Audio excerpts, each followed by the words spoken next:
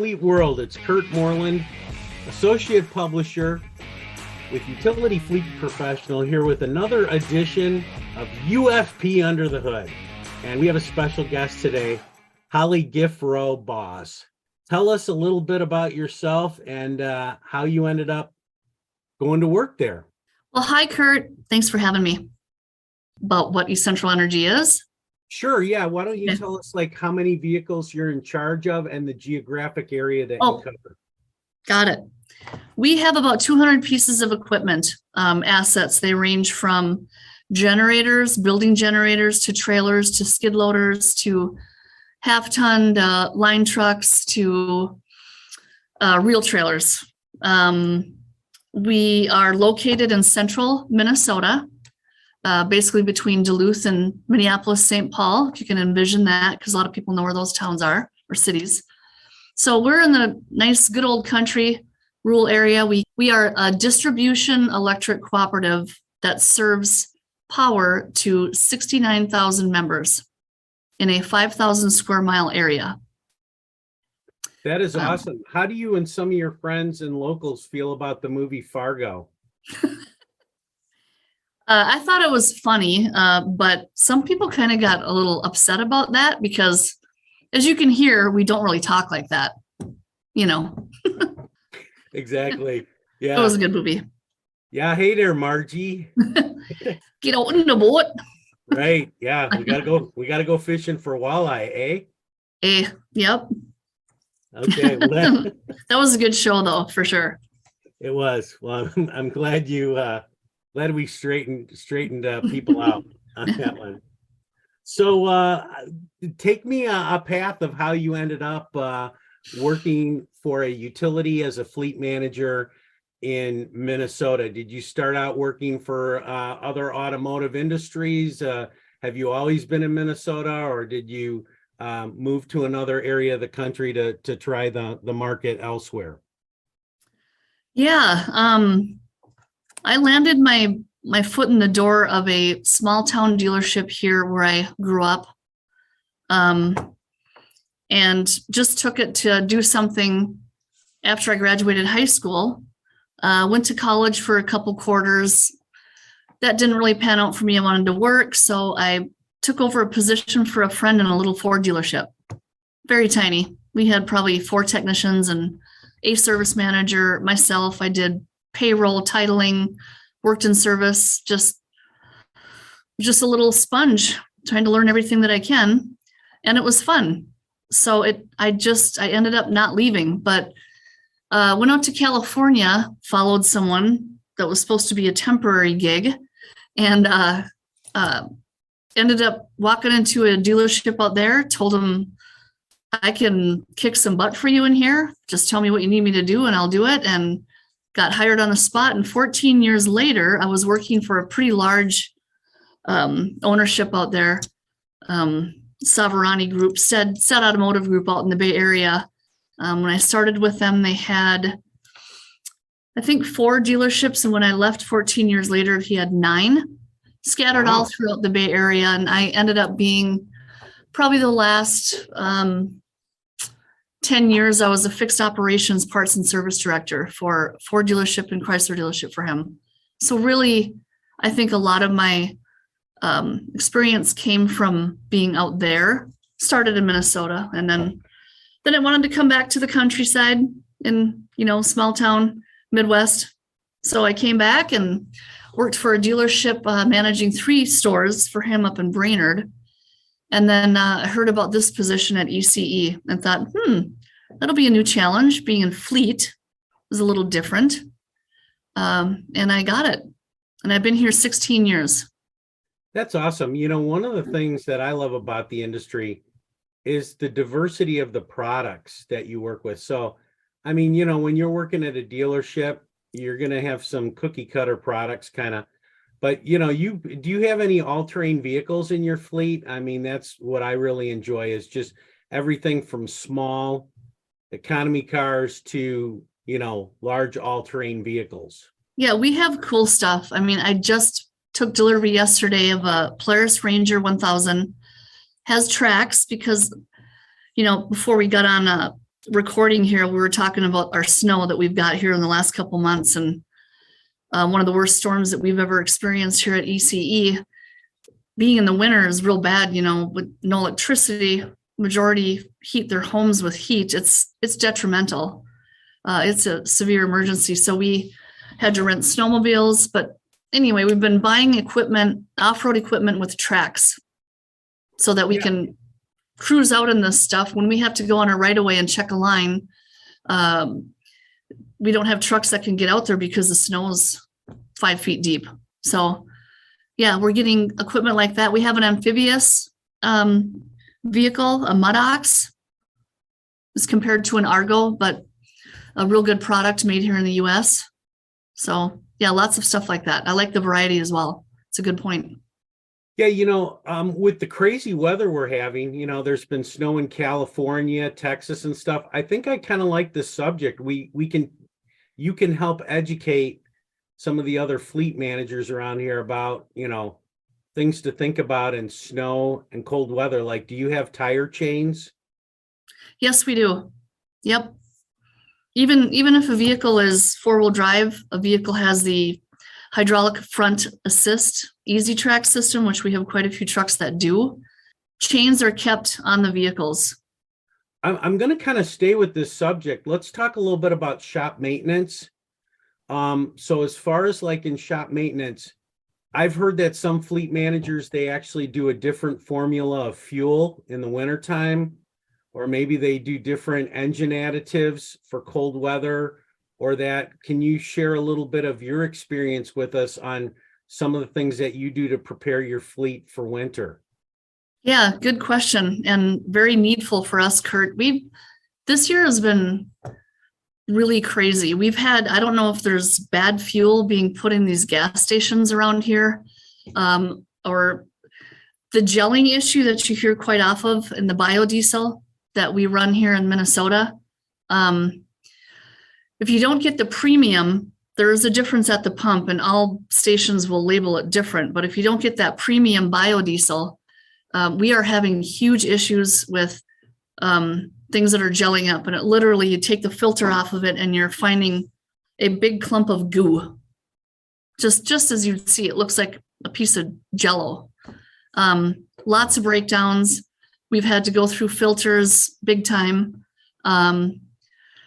So I don't know if it's just a bad run of fuel that we're getting, but yeah, we have to prepare a lot. So we do put additives in. Issues that we've been having, we've seen lately too, is some of our generators, which are mobile generators, like 150 kW that we put out to operate several businesses during outage, something like that. In the winter, they're used a lot. When you have that gelling issue, they're meant to be out running these homes of the businesses for, 15 to 24 hours. And when you have bad fuel, my technicians are having to go out there in the middle of the night and change out filters and try to figure it out. It's a struggle, real struggle. How about for engine oil? Do you switch to a different engine oil over the winter versus the summer? We do not. Okay. No, we stick with what we use, and most of it's synthetic. And we do, I know a lot of shops for, financial reasons and ease of having the oil there when you need it. Some of them will tend to put in the same grade oil and everything. We do not. We bulk 540, we bulk 1540, we bulk 530, 520. We go specific for what the OEM requests for that vehicle, and we don't switch it up. It's the same all year round. And what do you do about tires? I imagine that you guys go to a higher traction winter tire, or do you have all around tires, or? We always go to a very aggressive tread tire. Okay. Always. Only time that we don't is if we just purchased a brand new vehicle and it comes with what it comes with, because you don't have a lot of options. Half tons you have none, 3/4 tons none, 1 tons none. Line trucks are starting to get a little more flexible with picking the brand and whether it's going to be a steer or drive, flat steer tire. But we go with a aggressive tread. They're all the same. And we have actually pre-purchased. We were able to last year use up some additional dollars from our budget that I stayed within, yay, for the year. So we decided to pre-purchase things because we were getting a hard time having tires, the tire that we want. Obviously, it's way more expensive, but we are really having a hard time with them getting to us. That procurement issue that I know we'll probably talk about a little bit, but that was one of them. So I actually pre-bought, and I think we put in probably $80,000 worth of rubber just to keep at our facility. Let's talk about that supply chain issue. That's a hot topic for all of utility fleet managers. And I'd like to think that this podcast is not just for utility fleet managers, but for all fleet managers out there, all work truck, fleet managers. What have you run into, and what have you done to find any solutions to help with the supply chain issue? Yeah, that's a really good question because that's on our radar on a daily basis. We've ran into, like I just said, tires. We pre-bought filters also, and the filters weren't necessarily getting to be a big thing, but I got worried because if you can't preventative maintenance and change your filters out on your routine service intervals, we're in trouble. That's one of the most important things we can do to keep a fleet healthy is routine maintenance. And so we pre-bought those. But yeah, we're finding parts issues, and I'm trying to find a TCM for a transmission. Can't get a BCM for a computer on a vehicle. You can't put me on the spot a little, Kurt, but just there is procurement issues. I'm really blessed that I got a position here with an ECE that we have a fleet support service person. His job entirely every day is to order the parts for the technicians and make sure the shop consumables and all the tools are there so they can do a job and complete it. So he has been really, really good at finding alternatives when we can't find something. A simple pull-out drawer that we needed for a capsule that we put on a truck that's going to be one of our meter techs on a half-ton. They couldn't get the drawers for us. And it's something that we've spec'd before. We've got several trucks that have them on. Well, now they can't get material. So we look local, and you know what we've done a lot of, to be honest, I'm really lucky in this aspect too, that we have four very, very talented fleet technicians, because we have been outsourcing way less. So aluminum pull-out drawers now we're making ourselves in our shop instead of waiting for this company to come through. It went from about $3,000 up to $5,800 for one from this company. And plus they told us it's going to be 4 months out. So we went local, we got our own material, and we're doing it ourselves. So and do you mind me asking how much you saved by doing it yourself? I mean, $3,500. Okay. Well, that's good. So you really gave a couple of really good tips there. Like, I could see maybe hiring somebody out of college or having an intern supplement, your parts and shop maintenance materials to really investigate that, so it doesn't all fall on your shoulders, is a good tip. And yeah, absolutely. And yeah, I guess a lot of fleet managers are getting very creative and doing some of their own things.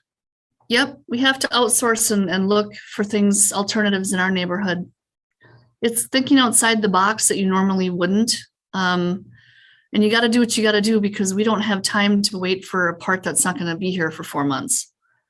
I mean, in the same token, this isn't procurement related, but I don't know what's happening out there, but we probably relied 20% on outsourcing when our workload was such that it was pretty heavy. We'd have to send a repair out. Maybe it's an exhaust manifold or something that we could do in-house, but we're going to send that job out because our workload is more important to focus on these higher priority things in the shop. But we're finding that it's just difficult to get vehicles in on a timely fashion too. So not only have we been a little overloaded taking on tasks we would have another company, a vendor build. We're doing that in-house. We're doing more work in-house that we would have normally sent to vendors. So that's really amped up our workload. Feels like our productivity has been shattered a little because we have a lot more things waiting, in the background to get scheduled in and done.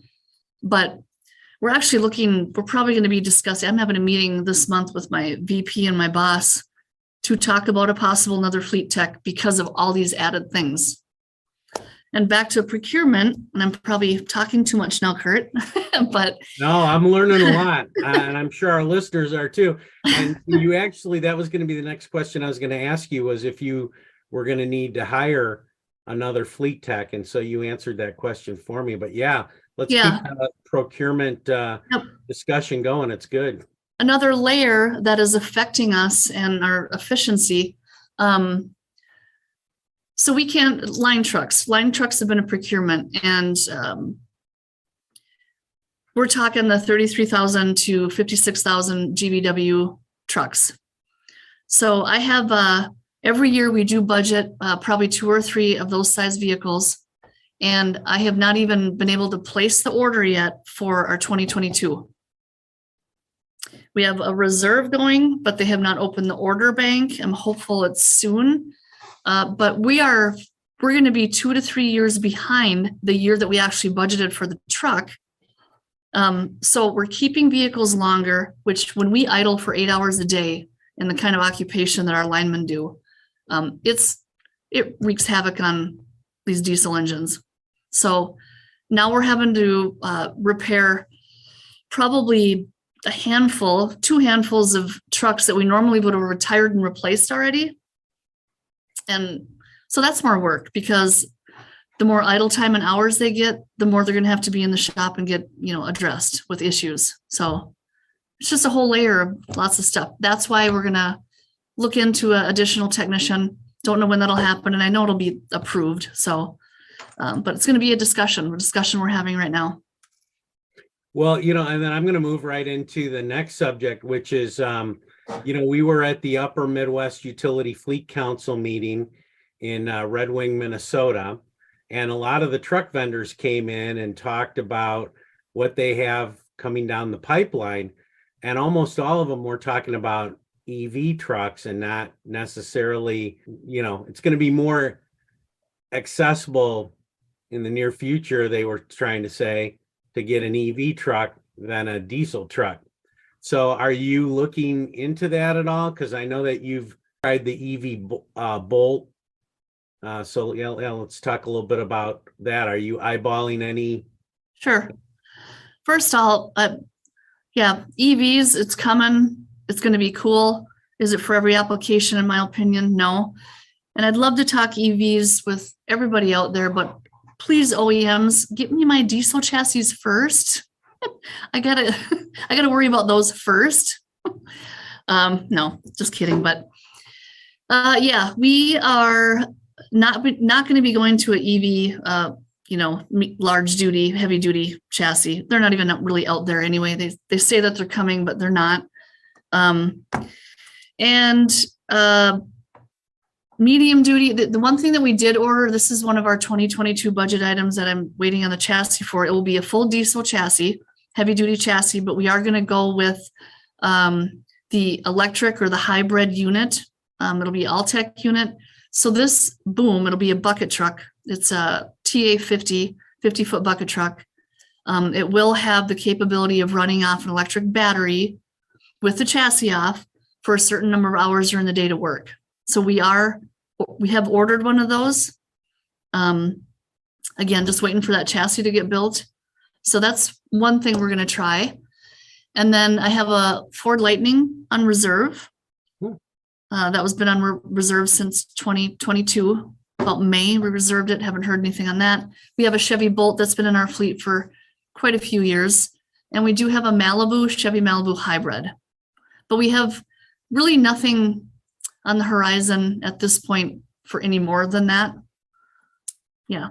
How's the Bolt been working for you? If you've had it for a while, how's the battery holding up? battery is holding up, but it has been replaced. It was a factory issue recall. So it has been replaced. It's had to be parked outside several times before the issue got resolved by Chevy. But other than that, the car's been pretty cool. It's been good. We do have a nice wrap on it to show off the EV. We are a utility company. We have to promote the electricity, of course. But yeah, it's been good. It's been good. That's good. I'm glad that you took care of it and you didn't have to incur any overhead in replacing the battery yet. Nope, not yet. Sounds like it's going to be pretty costly when we do, but so far we haven't had to. So that's good. That is good news. Okay, well, I'd like to, anybody who follows the podcast knows that I love a good wildlife story. And since you're up in the middle of Minnesota, have you run into, or any of your friends run into any wildlife up there? Yeah, I'm going to share a story via a friend of mine, but it is up in our neck of the woods. And there's been a lot of talk about mountain lions being up in this area now, or if they have been, they've been pretty elusive and pretty smart staying away. But we've been seeing them a lot. Brother-in-law seen one in western side of Wisconsin, right in his yard. Well, this girlfriend of mine was pulling up in her driveway, and she's in a rural area. She came upon, at the end of her driveway, a mama mountain lion with 2 baby cubs. Oh, cool sight. Yeah, whenever you see a mother animal with babies, that's a high warning situation there. Yeah, absolutely. I guess they were really, really cute. Mom was really, really big. And checking her out as she drove in her driveway. But yeah, she grabbed him by the scruff of the neck and got him out of there as quick as my girlfriend seen her. But pretty cool. They're beautiful. Well, I'm glad your girlfriend didn't think that it was one of the mountain lion kittens or whatever you call them, pups. It wasn't a lost neighborhood cat and tried to take it in the house. Oh, no kidding. Yeah, she could have been a goner. Yep. Definitely. Well, man, I learned so much on this podcast. So, like, the other thing I wanted to ask you that I ask everybody is like, okay, this is like the Back to the Future question. So, if you went back and went back to the future to revisit young Holly, what advice would you give her, or any tips that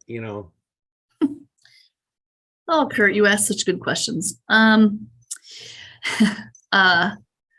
Really, to be honest, I wish I could be like Miss Inspirational right now and give people this big jolt of, yeah, I want to do that. I would say nothing, because where I landed in the end, and I'm 53 years old, is a great place. Being in a fleet service, it's just super cool. But I wouldn't have got here without all the experience that I've had. And being a sponge, learning, wanting to learn more. When you know something, it's just not enough. You want to know more and be, just diligent.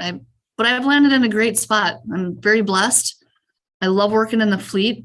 Like you said, the vast different equipment that you get to deal with. And, I don't want to say this, I guess, but being in retail is a little different than not being in retail. It's not as stressful.